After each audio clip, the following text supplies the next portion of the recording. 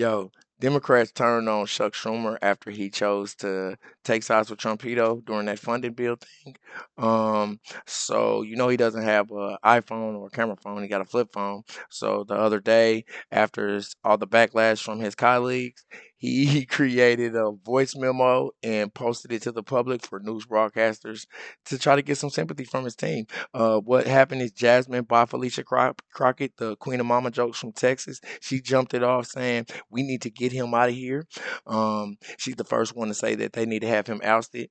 When Chucky switched sides during that meeting the other day, he not only switched sides to keep the federal government's lights on.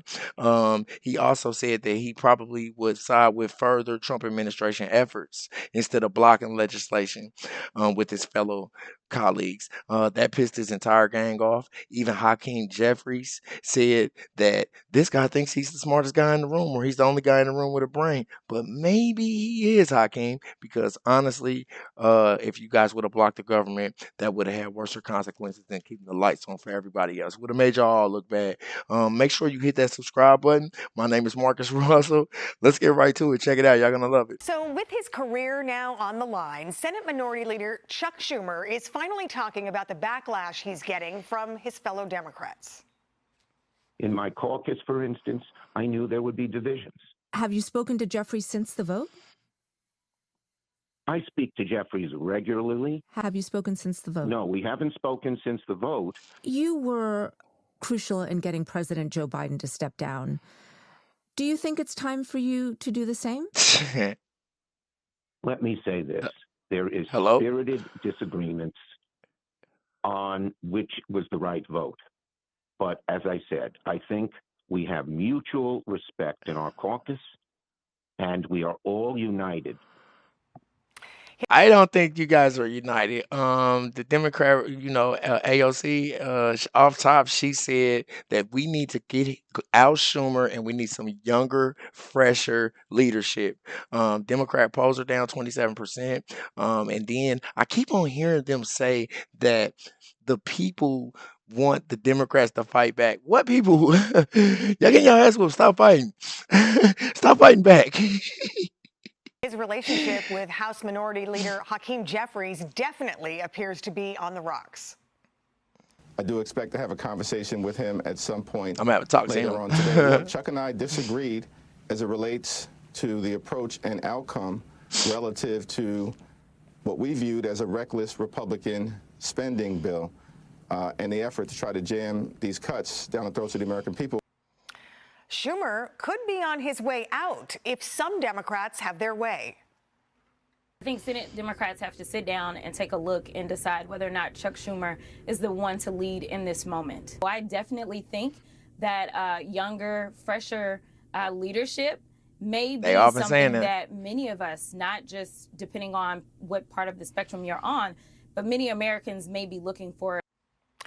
You see Jasmine use the younger, fresher. Yep, that's their slogan that AOC started. They about to push him out of that spot. Popular MSNBC host is even threatening to leave the party over him.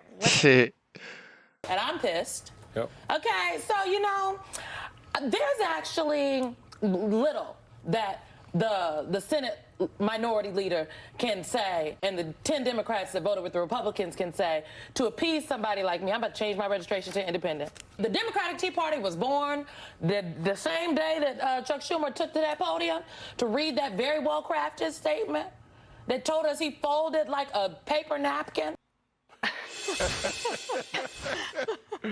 Okay, this is so funny, right? But you know what's so interesting is that it's always the Democrats that are viewed as the united party in Congress, right? And now look at them; they're as far from being united as you can imagine. What happened, David?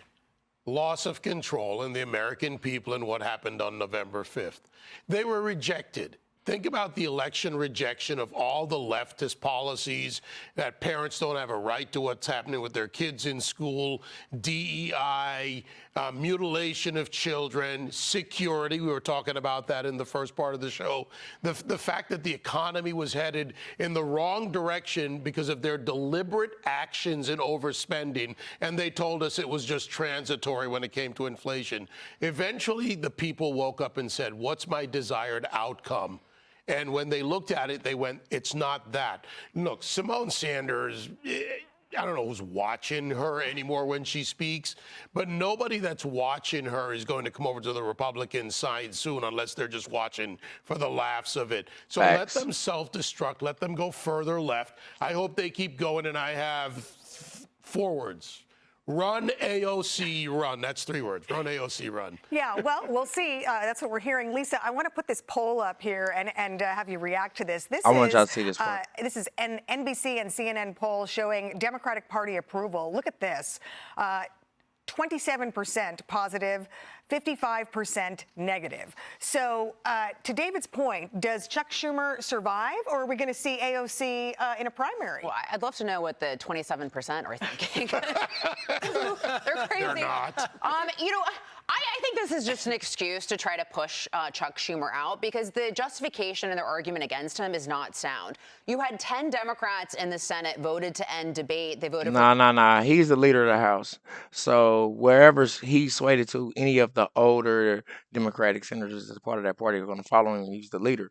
And that's why they want to change the leadership. While Schumer is facing all these ousting threats, even Nancy Pelosi has urged that senators vote against his position. Democrats, they're having the same problem that they've always had, though, in my opinion, and that is failure to plan. You don't have a plan. Now, let's just say that you oppose these bills and this legislation that these Republicans have. If you just was to have a plan like, yo, I think we should do this. You know what your plan is? Oh, we're all just not going to vote. Everybody hates that plan. Bipartisanship is something that Democrats have been talking about since I was a little kid. And now that they're so outnumbered, bipartisanship doesn't even matter. You know what I'm saying? Fighting back when it's 100-10, that's fruitless. Why fight? Or so what you gonna do? Just keep on busting out, yelling, and trying to disrupt the proceedings? It's gonna make y'all all look childish until Trumpito smite y'all all. He's probably not gonna smite y'all. Probably, I mean, probably some of y'all might go to jail. That's true, but like, he's not gonna smite y'all. But all I'm saying is, they keep saying that we want to see y'all fight back. Nobody. Who are you asking? Stop fighting. You outnumbered. It's like I was saying. It was like if it was 10 senior citizen transgenders in a bar and they got into a fight with 100 really in shape football players. You know what I'm saying? And then they was getting you know what's going to happen. The outcome is they're getting their belt beat, and then they're looking at me on the sidelines thinking, do I want to see them continue to fight? No, you're outnumbered. You don't have your man parts, and you're getting your butt whooped. Stop fighting. At some point, like, try to talk it out, and that's where we're at right here. You know, stop fighting, and you can't keep on saying that this fight, like, you got to have a plan. The plan can't just be stop Trump, because that's not a good plan. Tell me what you think in the comments. My name is Marcus Russell. Make sure you hit that like and subscribe button. Till the next time. Peace.